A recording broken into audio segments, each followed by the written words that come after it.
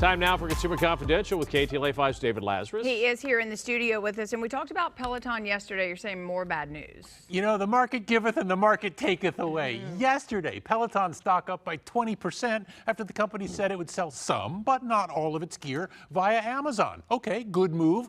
Today, the company stock down by, yes, about 20% after it reported this morning its quarterly results, and they were a train wreck. $1.2 billion lost over the last 3 months. Holy Toledo, that's over $1 billion in just 3 months.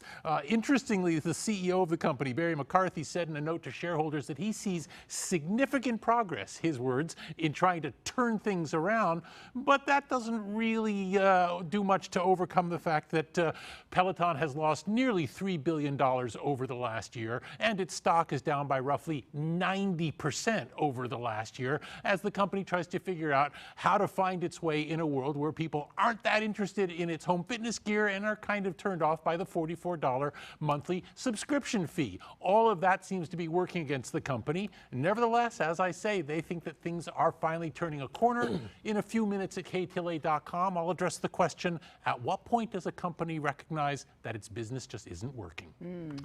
All right, some problems with Chick-fil-A food, but this is an accident? It's an accident, but if anyone has food allergies, heads up.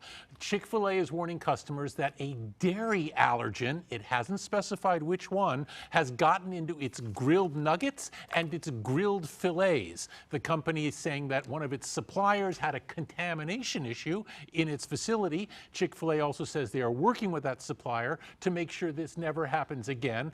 And let's be honest, this kind of thing can happen.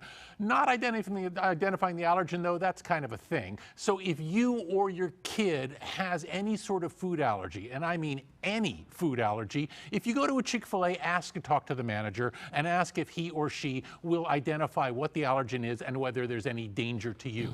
This is going to pass. Chick-fil-A calls it a temporary issue, but it's an issue. Okay, and we know it's hot outside. Really? Really? Hot dog popsicle?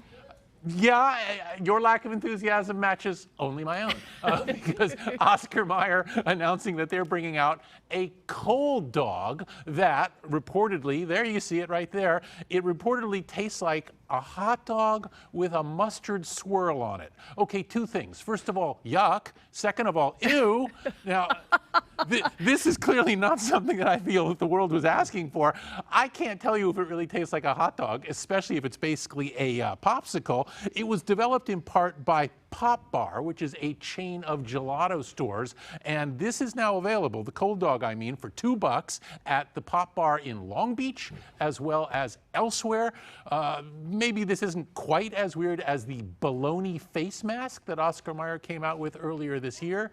Nevertheless, a popsicle hot dog, yeah. With the mustard, With the mustard swirly and thing. yeah. I could beat that. I saw a video the other day of a guy at a ball game. He took his hot dog, put a straw saw through that. it, Yes. and used the hot dog Right. as a straw to drink his beer.